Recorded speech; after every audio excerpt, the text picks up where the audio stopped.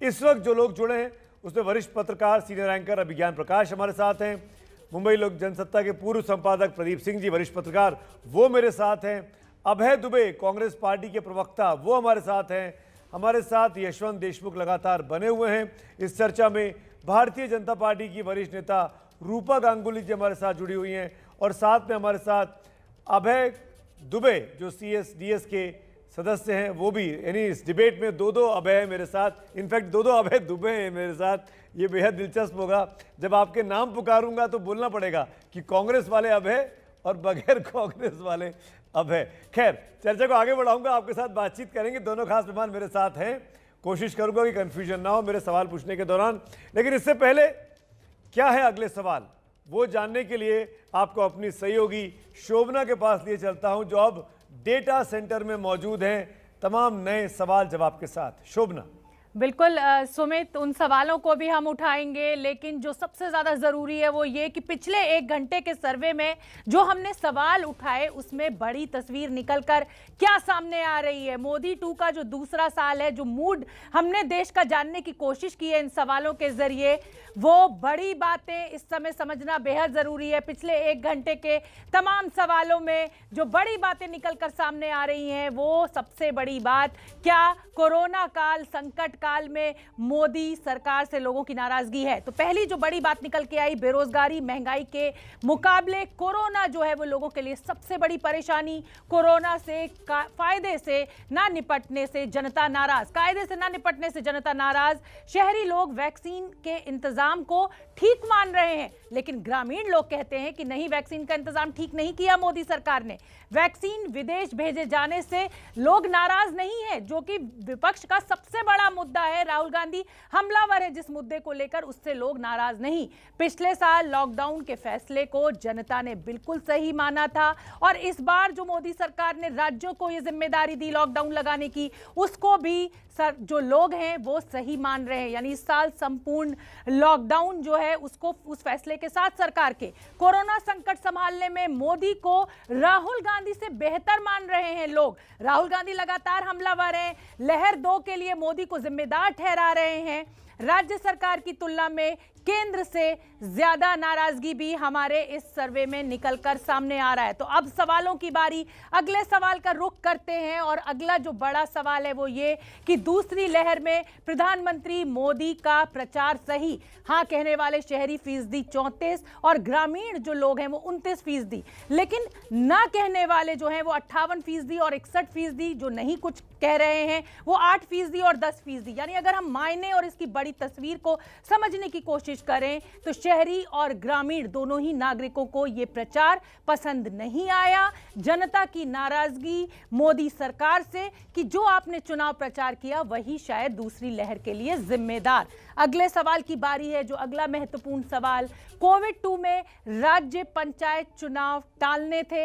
इसमें भी जो शहरी लोग हैं 62% कह रहे हैं कि हाँ ये चुनाव टलने चाहिए थे, ग्रामीण 60% कह रहे हैं, नहीं कहने वाले 27%, ग्रामीण 28%, जो कह नहीं सकते वो 11% और 12%। यानी बड़ी तादाद में जनता चुनाव टालने के पक्ष में थी। विधानसभा पंचायत चुनाव सरकार को भारी पड़ गया और जैसा कि विपक्ष लगातार सुमित कह रहा है कि न माया मिली न राम, बंगाल में सत्ता भी नहीं मिली, पंचायत चुनाव में भी वो उस तरह की तस्वीर निकलकर सामने नहीं आई। तो लीजिए एक और बड़ा सवाल, और बड़ा सवाल यही कि कोरोना संकट को बेहतर कौन संभालता। राहुल गांधी जिस तरह से हमलावर हैं, ये जो आंकड़ा निकलकर आ रहा है ये राहुल के साथ निकलकर नहीं आ रहा है। मोदी को बेहतर माना जा रहा है, इस पूरे संकट काल को संभालने में ज्यादा सक्षम माना जा रहा है। 66% शहरी कह रहे हैं कि ज्यादा सक्षम है। यानी मायने यह है कि संकट काल में भी राहुल गांधी उस तरीके से रेटिंग उनकी नहीं सुध रही है जैसी कि वो लगातार प्रेस कॉन्फ्रेंसेस करके कोशिश कर रहे हैं। सुमित, इंटरेस्टिंग है, तो कहीं ना कहीं मोदी के प्रचार से भी जनता खुश नहीं है, पर राहुल गांधी पर भी भरोसा नहीं है। इसको कैसे समझा जाए यशवंत देशमुख, पहले आप बताइए, फिर मैं राजनीतिक मेहमानों के पास जाता हूं। समझना इसको तो बहुत ही आसान है। इसका केवल एक अर्थ है कि जनता अपने यहाँ दूध का दूध और पानी का पानी करना जानती है और बहुत स्पष्ट है।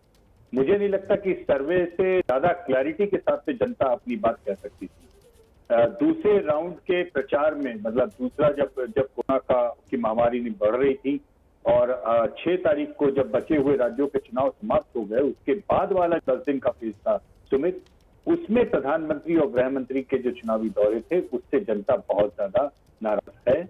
और यही वो दौरान था, यही ड्यूरेशन था जिसमें सबसे ज्यादा इन दोनों की रेटिंग क्रैश हुई है। जो अप्रूवल रेटिंग जो क्रैश हुई है वो इसी दौरान क्रैश हुई है।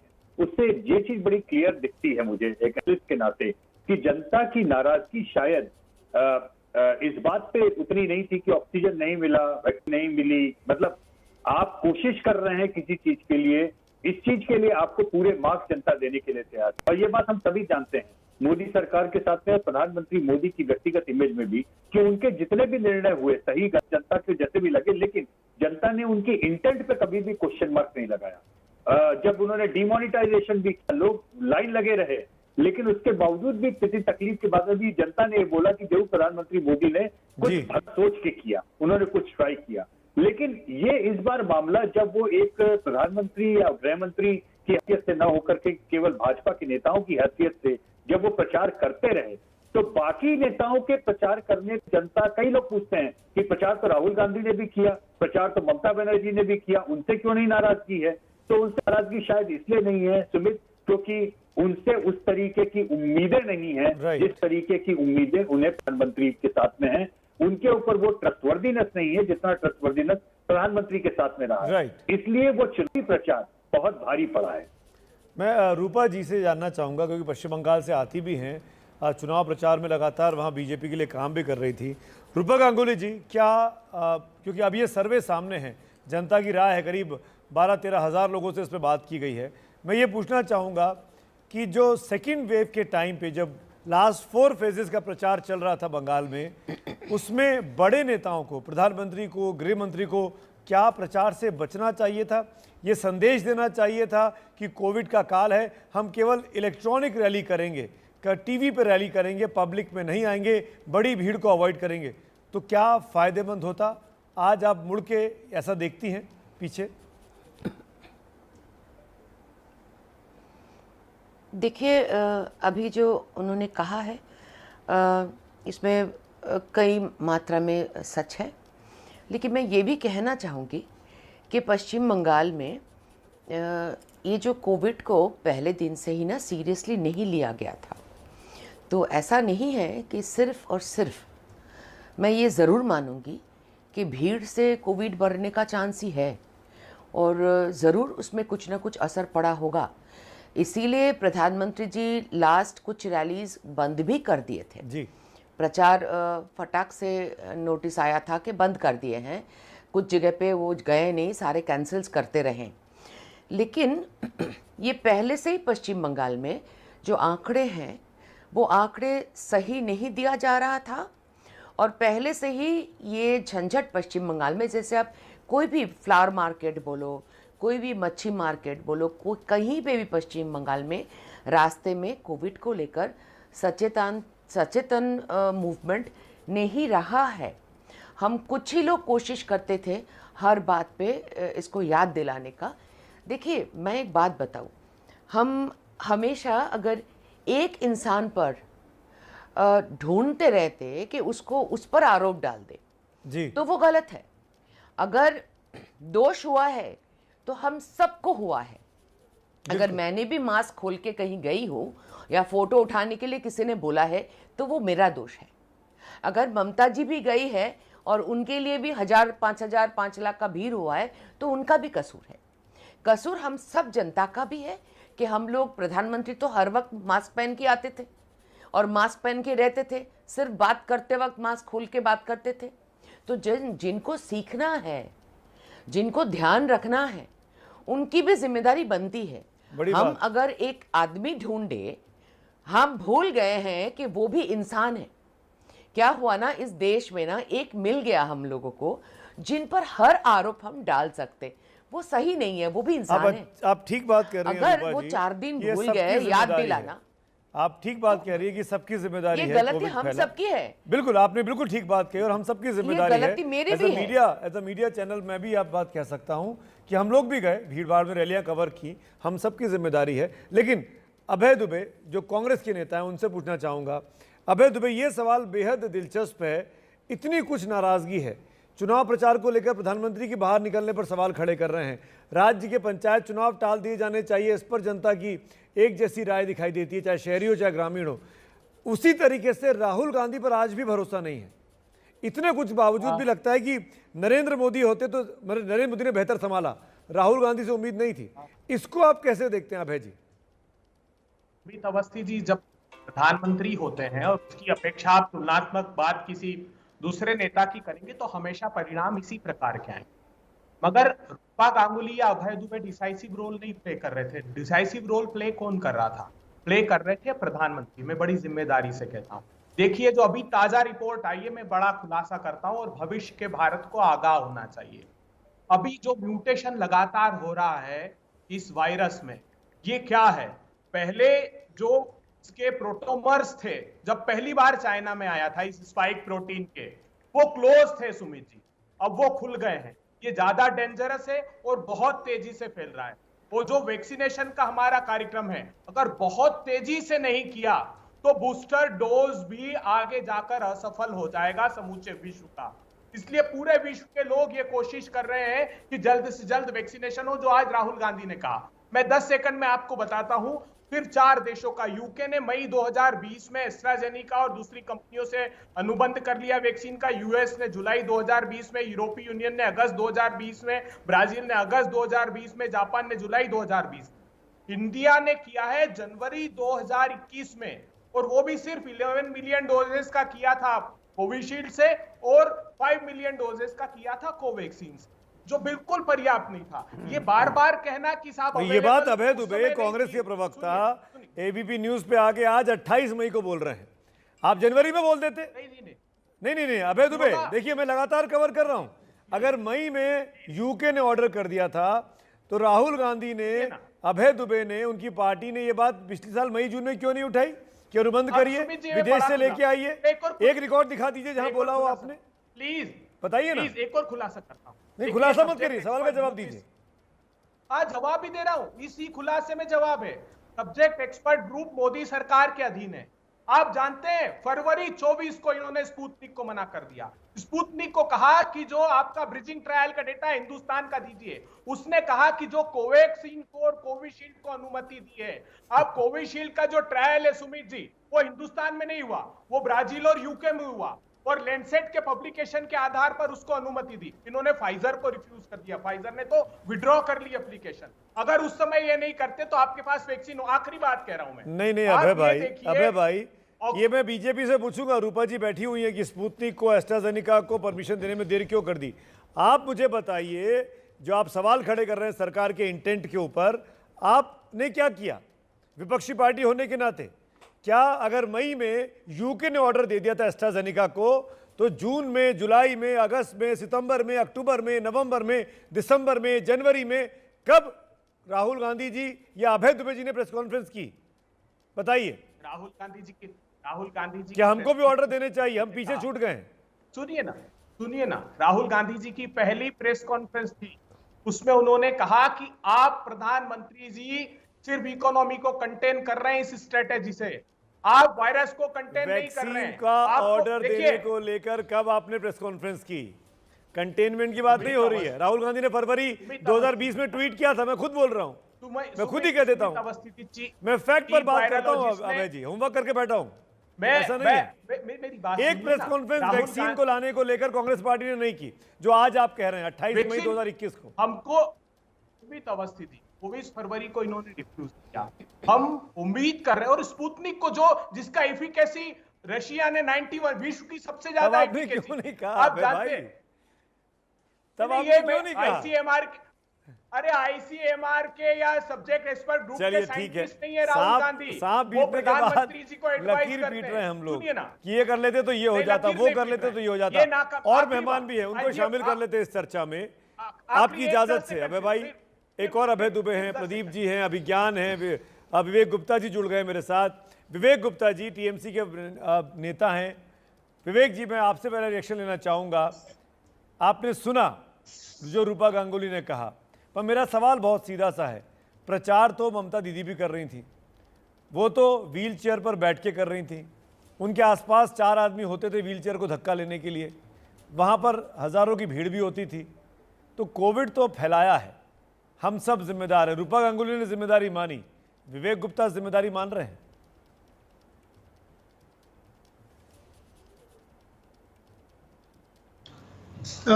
मैं पहले कुछ सवाल छोड़ना चाहूंगा और रूपा जी जवाब दे दें, हमसे सीनियर हैं, चाहे प्रधानमंत्री जी जवाब दे दें। बीमारी फैल रही है, बीमारी है, इस सच को सबको स्वीकार करना पड़ेगा। रूपा जी ने भी कहा, हमने भी कहा, बाकी लोग भी कह रहे हैं। हम बीमारी से लड़ कैसे रहे, हमारा रिस्पॉन्स क्या है वो हम जानना चाहते हैं। कोवैक्सीन एक बहुत बड़ी वैक्सीन है जो भारत बायोटेक बना रही है। प्रधानमंत्री जी के मुताबिक और कोवैक्सीन कंपनी के मुताबिक आज तक, मतलब कल तक, जो उनके ऐप जो आरोग्य सेतु और अलग अलग ऐप है, 6 करोड़ वैक्सीन बनी है, मगर इसमें से सिर्फ 2 करोड़ वैक्सीन भारतीयों को लगी है। बाकी 4 करोड़ वैक्सीन कहाँ गई हैं, इनका कोई हिसाब किताब नहीं दिया जा रहा है, ना बताया जा रहा है कि ये वैक्सीन कहाँ गई, किसके पास गई, क्यों लगी, किसको लगी, कहाँ लगी। और ये आंकड़े जो हैं, मैं जनवरी से फरवरी के बाद क्या बता रहा हूँ। 24 फरवरी 2020 को ममता बनर्जी ने प्रधानमंत्री, माननीय प्रधानमंत्री, मेरे प्रधानमंत्री को एक पत्र लिखा था। उसमें यह कहा था कि आप जिस हिसाब से वैक्सीन लगवा रहे हैं उस हिसाब से ये काम नहीं होगा, आप स्टेट्स को भी परमिशन दीजिए कि स्टेट्स भी वैक्सीन प्रोक्योर करके लगा सकें। तो फरवरी में कोई जवाब नहीं, मार्च में कोई जवाब नहीं, अप्रैल में जाके, एंड में जाके उन्होंने कहा कि स्टेट्स जो है हमसे दुगने दाम पे या तिगने दाम पे वैक्सीन खरीदे, हम जिस दाम में खरीद रहे। ये फेडरल स्ट्रक्चर में, एक गणतंत्र में, प्रधानमंत्री जो देश के प्रधानमंत्री हैं, वो देश का देश जो है, भारत देश, मेरा जो महान भारत देश है, ये 29 छोटे छोटे प्रदेशों का बना हुआ है। इनमें और सेंटर में ये फर्क क्यों कि वो जब वैक्सीन खरीदे तो 150 रुपया में और हम जब वैक्सीन खरीदे तो 400 रुपया में। ये फर्क मुझे आज तक समझ में नहीं आया। कोई मुझे ये समझा दे कि मोदी जी और ममता जी जब वैक्सीन की बारी आती है या वैक्सीन की बात आती है तो मोदी जी खरीदने में 150 रुपया और ममता दीदी खरीदे तो 600 रुपया या 400 रुपया। ये फर्क क्यों? तीसरा, ऑक्सीजन, मेडिसिन, ये 2 चीजें हैं। जब आपको पता चला, आपने बंगाल में ऑक्सीजन मिला, फट से ले लिया। एक बार भी आपको ऐसा दरकार महसूस हुआ कि बंगाल के मुख्यमंत्री से हम थोड़ा सलाह मशवरा कर लें कि भाई तुम्हारे यहाँ कितनी ऑक्सीजन है, कितनी नहीं है? इसका मतलब खाली कहीं पे पता चल ऑक्सीजन है, उठा के ले लो। अरे एक बार आप अगर दीदी से या जिससे भी आपको मन मिलता, अगर आप चीफ सेक्रेटरी से बात कर लेते कि भाई तुम्हारे यहाँ इतनी क्वांटिटी ऑक्सीजन एक्सेस लग रही है, ये हमको दे दो। मुझे लगातार मुख्यमंत्रियों के साथ बैठक कर रहे थे पूरे कोविड के समय में, लगातार बैठकें हुई हैं प्रधानमंत्री की। विवेक जी, उसमें मुझे दोहराने की जरूरत नहीं है। कभी ममता आई, कभी ममता दीदी नहीं आई, हम सब जानते हैं इस बात को। प्रदीप सिंह जी, मैं बाकी पैनलिस्ट के पास आना चाहूंगा। प्रदीप सिंह जी, जो बात विवेक गुप्ता जी बोल रहे हैं कि प्रधानमंत्री जो थे वो मनमानी कर रहे थे, राज्यों के साथ भेदभाव कर रहे थे, आपकी टिप्पणी? नहीं, देखिए सुमित जी, मेरा मानना है कि इस पैंडेमिक में, खासतौर से दूसरी लहर में, ये पहली बार हुआ है कि प्रधानमंत्री नरेंद्र मोदी की छवि को धक्का लगा है। उनकी जो राजनीतिक पूंजी है उसमें से कुछ खर्च हुआ है। अभी तक पिछले 7 सालों में अगर आप देखें, उन्होंने जो यशवंत बता रहे थे वो उनको दोहराऊंगा नहीं, जो बड़े फैसले उन्होंने लिए, जनता ने उनका साथ दिया। अब भी विश्वास है, लेकिन लोगों के मन में नाराज़गी भी है, थोड़ी निराशा भी है। क्यों है? उनको अपेक्षा प्रधानमंत्री से ज़्यादा थी। किसी दूसरे नेता की बजाय उनको प्रधानमंत्री से अपेक्षा थी कि उनका व्यवहार इससे इतर होगा। एक और लोगों के मन में बात है जो मुझे बातचीत से समझ में आई, कि लोगों को लगता है कि पहली लहर में प्रधानमंत्री ने सब कुछ खुद संभाला, दूसरी लहर में राज्यों पर छोड़ दिया, ये शायद ठीक नहीं किया। तो उनको लगता है कि अगर प्रधानमंत्री ने पहली लहर की तरह खुद सब कुछ संभाला होता तो शायद स्थितियां बेहतर होती। अभिज्ञान, आप दूसरी बात देखिए, ये महामारी है। अभिज्ञान का कमेंट ले लेता हूं। अभिज्ञान